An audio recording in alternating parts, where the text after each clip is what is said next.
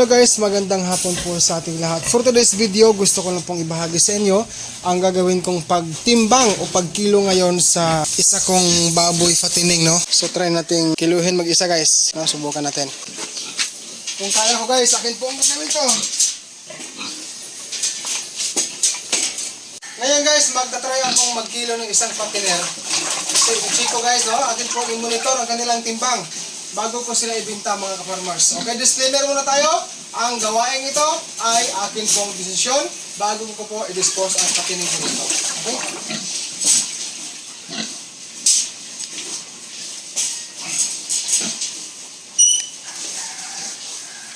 Pasok na.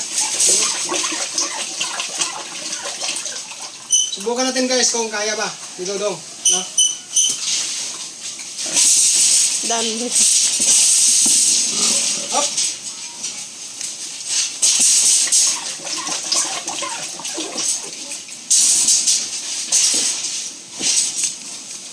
Try po natin mga kabayan. Or ganito. Yun.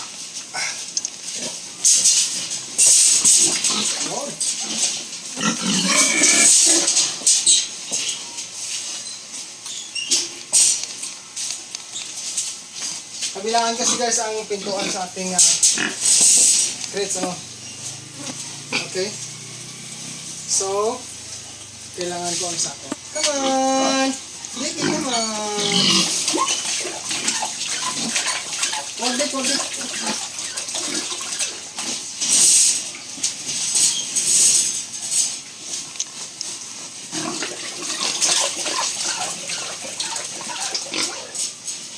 Kailangan swabe lang po mga ka-farmers.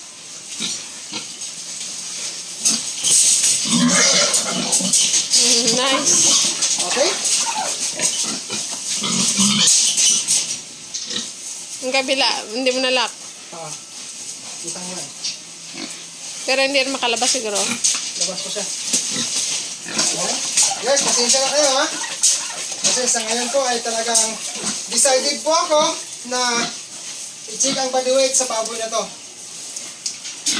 Kapag po umabot to ng 90 plus mga ka-farmers, ibig sabihin good size na rin yung kanyang kapatid. Ayan. So this time, akin po, huwag kang magbuhat ng mabigat, misis. Ako lang magbubuhat. Mabigat eh. Okay, by the way, nagkasin po sa 0 ang kilohan ha. So, ang timbang, bago ko i-kilo itong baboy na to, ang timbang po sa crates na to ay 30 kilos. So, yan, pakirili sa imong calculator dihan eh. Okay. Try ko po mga ka-farmers ha, mag-timbang na mag-isa. Kung kaya ko po. Okay, susulitin. Green color. 0. Okay, try ko ha. Woo!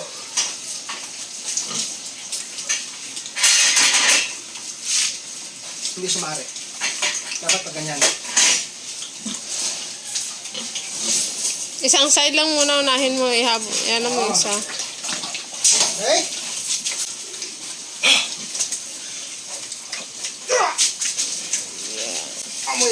Amo nang ginaingon guys nga kilo mag-isa, dodong.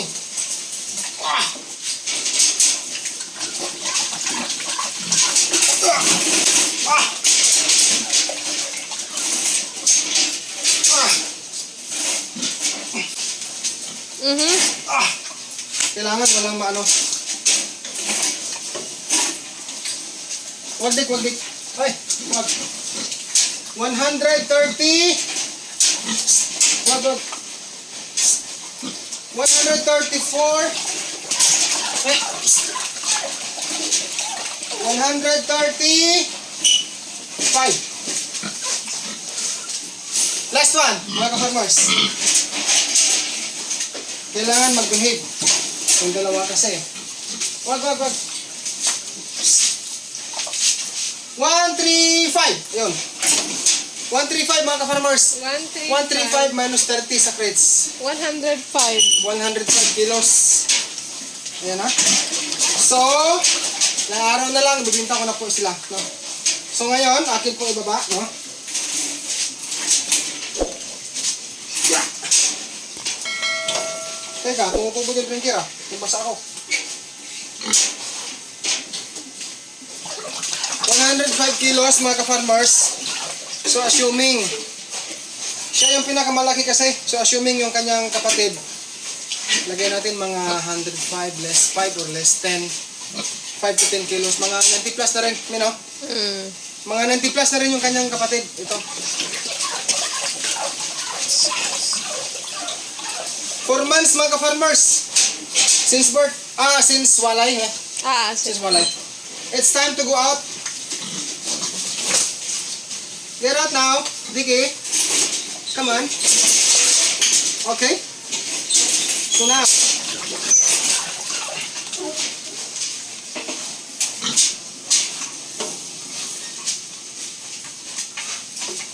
Dicky, tabi ka muna. Oh, iluhan. Ayaw dik. Kasi dahil, mahal to dik, mahal. Huwag mo na sirahin pa, ha? Okay. Up. Ito na guys. Oh, magkita na lang ako naman ng tubig.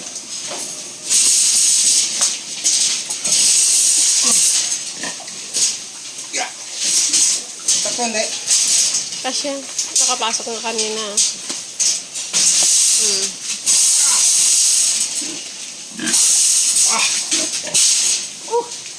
Huwag muna i-off ang camera ha. Huwag mo stop yan. Kailangan continue. Papakita natin yung ano. Ito guys oh. Okay? May music na. Kailangan natin bilisan. Para mag-confirm natin sa kanila. Yung body weight. Pakita mo nga may please. Yan. Oops. 30 kilos, 0.8. Okay? Kita nila. Sa kabila. Ayun. Okay? Yan, excuse me. Okay, so ngayon mga ka-farmers, disclaimer lang, ito po ay, ano lang, checking pa lang sa kilo. Sa patining ko, hindi ko pa sila bibinta. Maybe add pa tayo ng ilang araw, no? Mga 3 to 4 days o to 1 week minimum. Dispose ko na sila. Actually, pwede na sila ibintay. Para magkapag-ayos na rin po ako dito kasi meron akong gagawing renovation dito sa sahig, no?